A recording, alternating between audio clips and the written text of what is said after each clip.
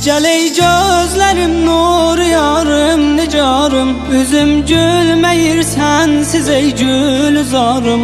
Bu aləmdə sənsiz dəxi yox qərarım, daha gəl bitə intizarım. Gəl ey gözlərim nur yarım nicarım, üzüm gülməyir sənsiz ey gülzarım. Bu aləmdə sənsiz dəxi yox qərarım, daha gəl bitə intizarım.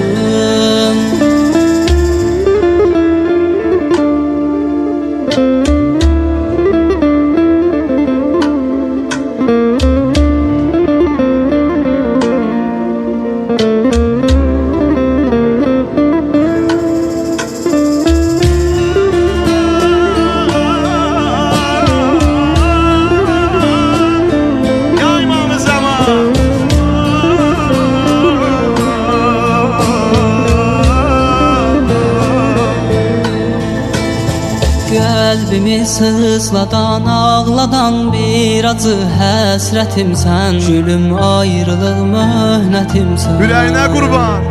Saf məhəbbətlə bu yarəli qəlbimə zinətimsən. Yarım sevgidə qismətimsən. Neynirəm sən olan yerdə mən özgə bir cənnəti, cənnətimsən, mənim izzətimsən.